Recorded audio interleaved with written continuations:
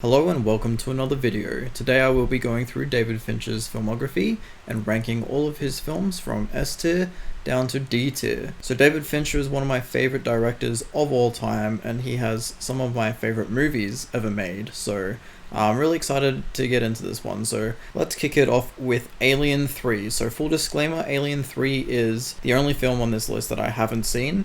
And David Fincher himself has actually disowned the film since its release, saying that he didn't really have any kind of creative control and doesn't really see it as one of his own films. So for that reason, I'm not going to include Alien 3 in this tier list, and since I haven't seen it, that's kind of convenient. Next up we have Seven, or Seven if you're cool, starring Brad Pitt and Morgan Freeman. I think it's pretty obvious that this one belongs in S tier. Seven is honestly one of the best movies ever made, period. I remember the first time watching this, I don't think I've had a more enjoyable movie experience at home than Seven. It's everything I want from a film. It's dark, it's gloomy, it's well acted, it's well written, and the pace just builds and builds and builds into one of the most perfect climaxes and well executed climaxes I have ever seen. If you haven't seen this movie yet, what are you doing? Go and watch it right now, because this chase to try and catch the killer that's on the loose in this fictional town is so gripping. Like, we've seen this story being told so many different times, but it's never been executed as well as this. And for me, Seven is an easy S tier film and one of David Fincher's best movies, period. Next we have The Game, starring Michael Douglas. I'm gonna put The Game in B tier. Unfortunately, following up from Seven, like, it's always just going to be compared to that film, and The Game is kind of just like a budget Seven. It has a really cool twist towards the end, but getting to that point is just a lot less enjoyable than what Seven is. Michael Douglas gives a cool performance, and I do really like how much you are left guessing throughout the duration of the film. But for me, the cool ending doesn't quite hit as hard as Seven's does. And in general, like, it's just a well-made film that's enjoyable to watch, but it doesn't quite hit the high highs that some of his other films have. Next up we have Fight Club, starring Ed Norton and Brad Pitt yet again. Yeah, another S tier for David Fincher. Fight Club is probably his most culturally significant film. I mean, just ask any film student like what their favorite film is, and a good chunk of them will say Fight Club. It's so incredibly influential and important in cinema, touching on themes of consumerism and masculinity, and it's just incredibly well executed. Everything from the cinematography, the writing, the originality, the performances, the ending, everything in this film is perfect, and it is seriously one of the best films ever made. Next up is Panic Room. Now, Panic Room I'm going to chuck in C tier. Panic Room is just a very strange film when compared to the rest of David Fincher's movies. I mean, there's just nothing really special going on here. It's largely set in one location. David Fincher does what he can to kind of milk this idea for what it's worth. It's well executed, but honestly, it doesn't quite have Fincher's directorial style. It's not as evident as some of his other films. There's no crazy big twist. It's kind of just an enjoyable thriller from start to finish that doesn't really do anything overly special. Next up is Zodiac. Zodiac for me is a bit of a tricky one to rate. I'm going to go B tier.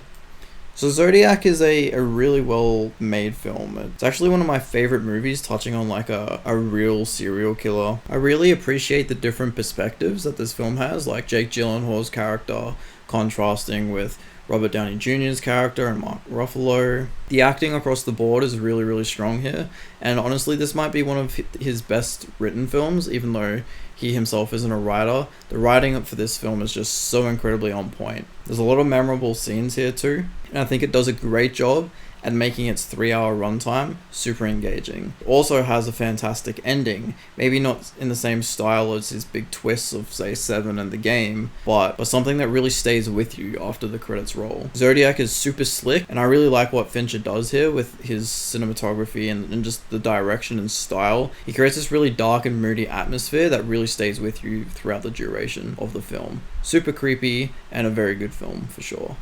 Next up is The Curious Case of Benjamin Button. I'm going to go low B tier for this film. So yet another collaboration with Brad Pitt. The Curious Case of Benjamin Button tells a kind of weird story about a man that ages in reverse. I had a few problems with this film. I personally found it quite boring at times. Like, it's nearly 3 hours long, and it felt like a bit of a slog to get to the end, if I'm being honest. However, Brad Pitt's performance is quite cool. The makeup and special effects here are incredible. Like, it's really, really well done. I just wasn't overly invested in the characters and the relationship between, like, the two main characters in the middle towards the end part of the film. It's a cool concept, and it's something that we really haven't seen before, and Fincher does a really good job at doing his best to try and make it engaging and execute upon this concept. But for me personally, this just isn't a film that I overly connect with all that much. Next is The Social Network. I don't know why this terrible poster is the chosen poster, but regardless, The Social Network is an S tier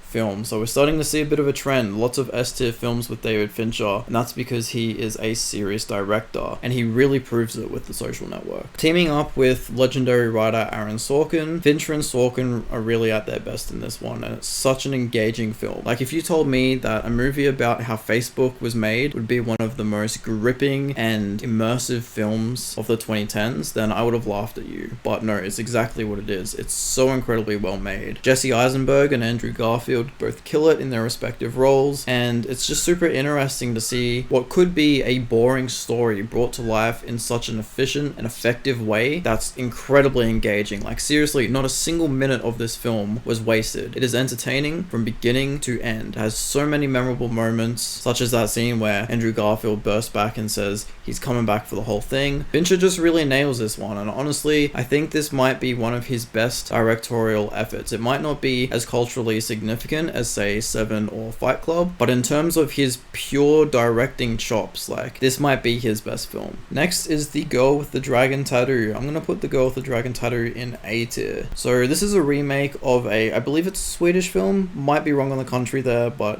it is a remake, and there's also a novel, so it's, I guess, an adaptation more so than a remake, starring Daniel Craig, and wow, yeah, this film is super, super good. It has been a while since I've watched this one, so it is a little cloudy in my memory, but I do remember thoroughly enjoying it. Like, Daniel Craig gives a fantastic performance here. This is kind of like a throwback to Seven, with this kind of dark and gloomy atmosphere that Fincher does so well. Rooney Mara also is terrific. Like, this might be her very best performance. She is so good in this film as the main female character. Like, she is so good in this film. Even though this film's long, it doesn't waste any of its runtime. Like, it's just a super engaging, well-made film. And I really wish that Fincher tackled the two other films in the same series, because I feel like he's just the perfect man to do so. Penultimate film, we have Gone Girl. And Gone Girl, I'm going to put A tier, just ahead of The Girl with the Dragon Tattoo. Gone Girl is fucking incredible. It's very close to S tier, but for the sake of a bit of variety, I'm going to put it in very high A tier. So one thing I love about Gone Girl is it keeps you guessing, and with that, it creates a shit ton of engagement. Ben Affleck is really good here, and he's generally like an actor I'm not the biggest fan of, but this might be probably my favorite performance of his. Rosamund Pike as well is fucking terrific as the main female antagonist. I really love how the film changes from the midpoint, and honestly, everything up to there is just crazy engaging. And then the film goes in a direction that you just don't expect. It's a super original film that's incredibly well directed, and honestly, might just be one of my favorite David Fincher films. And last but not least, we have Mank. Now, I say not least, but honestly, it is, because I'm going to put Mank in D tier. So, Mank is a bit tricky. It's basically a love letter to Citizen Kane and the writer that wrote the screenplay. Gary Oldman is terrific in this one as Herman Mankiewicz, but overall, I just found this film to be super boring and dull. Unlike some of the other films on this list, this film really feels like a slog to get through. Sometimes Fincher is really good at utilizing every minute, looking at something like The Social Network, where there's just not a single boring moment of that film. Mank, on the other hand, just feels like a slog from beginning to end. I do appreciate that he wanted to make something that was personal. I believe his dad or brother, some kind of family member, wrote the screenplay for this one. But overall, compared to his other work, I do think it is his worst film. But yeah, that's it. That's my tier list for David Fincher. What do you think? Let me know in the comment section down below. What's your favorite film? What's your least favorite film? This has been For the Record. Thank you for watching.